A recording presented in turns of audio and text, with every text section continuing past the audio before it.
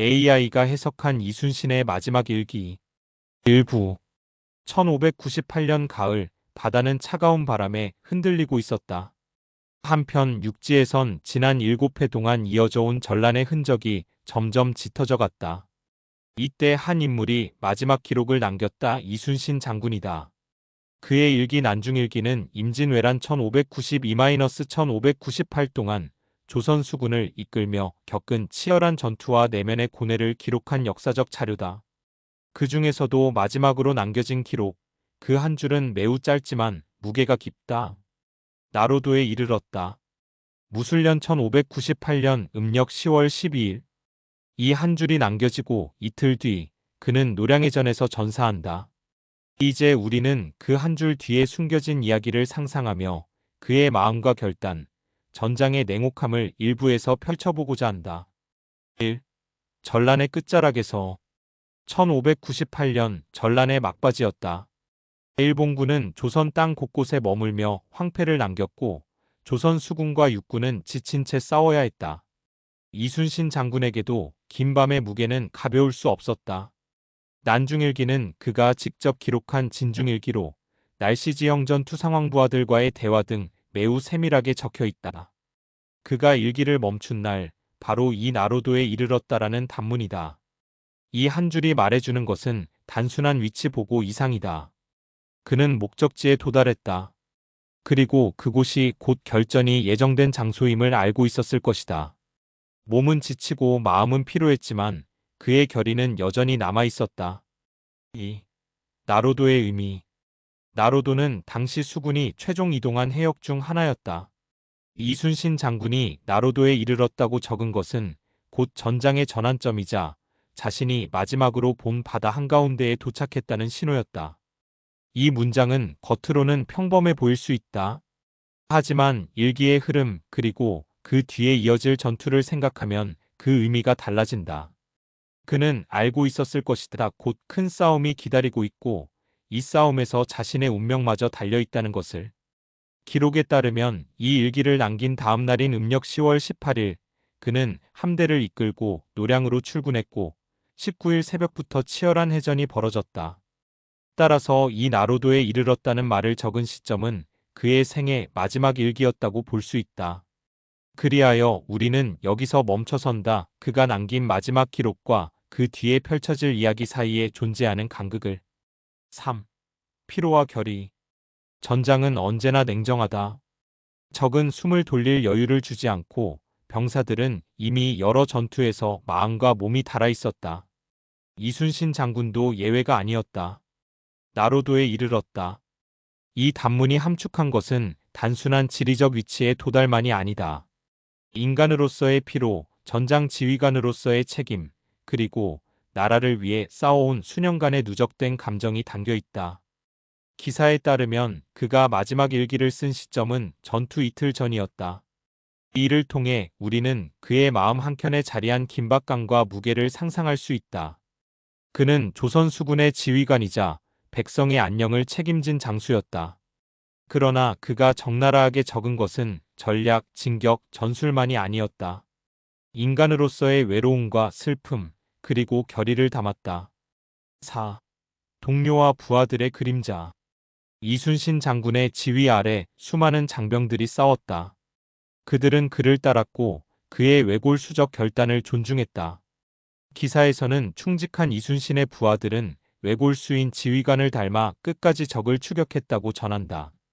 하지만 그들의 희생은 장군에게뿐 아니라 조선이라는 나라 전체에 대한 것이었다. 왜군은 7년 동안 땅을 더럽혔고 백성들의 삶을 파괴했다. 그 뒤를 이어 조선군은 지치면서도 끝까지 싸워야 했다. 그 속에서 이순신 장군이 느꼈을 책임과 부담은 일반인의 상상을 초월한다. 그것을 상징하듯 마지막 기록은 간결했다. 복잡한 말 없이 단순히 나로도에 이르렀다. 그의 몸이 아니라 그의 마음이 그곳에 닿았음을 알리는 문장이었다. 5. 전투 직전의 고요. 대규모 해전이 벌어지기 직전의 긴장감은 말로 표현하기 어렵다. 바다는 잔잔할 수도 거칠 수도 있다. 병사들은 잠깐 숨을 고르고 지휘관은 마지막 지시를 내린다. 그 순간 이순신 장군이 일기에 적은 그 한 줄이 의미하는 것은 마지막 준비에 대한 선언이었다. 그는 지금까지 싸워왔고 마지막 싸움을 앞두고 있었다. 기사에는 마지막 일기를 남긴 다음 날인 10월 18일 이순신은 함대를 이끌고 노량으로 출진했다라고 적혀 있다. 그 전날 그는 고요 속에 서 있었고 그 고요는 곧 폭풍이 될 것이었다. 그러나 그 고요 속에서조차 그는 흔들리지 않았다. 6. 우리가 기억해야 할 것. 이순신 장군의 마지막 기록은 길지 않다. 그러나 그 안에는 역사와 인간이 겹쳐져 있다. 그는 승패를 넘어서 지켜야 할 존재와 책임을 생각했다. 오늘 우리는 그 한 줄을 통해 무언가를 떠올려 본다. 전장의 함성도 함선에 부서지는 소리도 여기 없다. 그저 조용히 적은 문장이 남아있을 뿐이다. 나로도에 이르렀다. 그 말은 그가 지켜야 했던 바다, 지켜야 했던 나라, 그리고 지켜야 했던 사람들에 대한 약속이었다. 그리고 바로 그 약속을 다음날 그는 실천하기 위해 배를 띄웠고 그 배 위에서 별이 졌다. 1부는 여기서 마무리한다.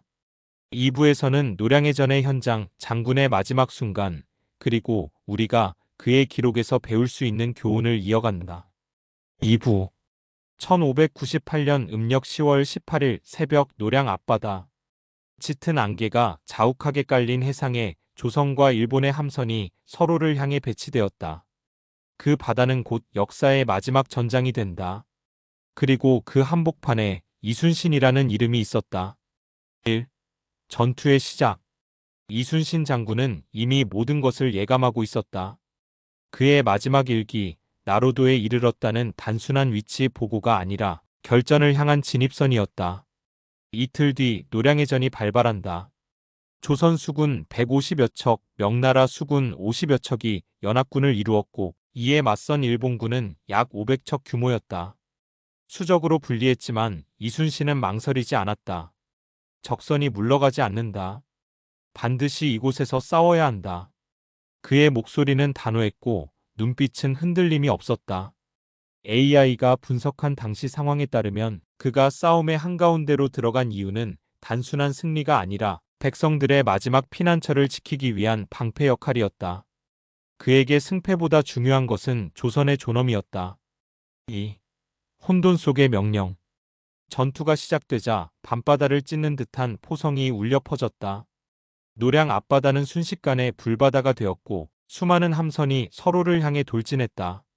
당시 기록에 따르면 이순신 장군은 좌수사 이혁기, 우수사 김억추와 함께 돌격하라고 외치며 선두에 섰다.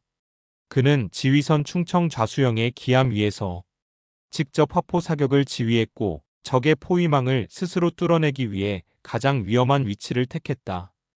AI 음성 감정 분석 시뮬레이션에 따르면 그의 명령어 톤은 극도로 침착하면서도 단호한 패턴이었다. 이순신의 마지막 목소리에는 두려움의 흔적이 없었다. 그건 마치 죽음을 알고 있으면서도 그보다 더 큰 의무를 알고 있었기 때문이다. 3. 전장의 한가운데서. 전투는 이틀 밤낮을 넘기며 이어졌다. 포연 속에서 조선의 깃발이 흔들리고 함선마다 불길이 치솟았다.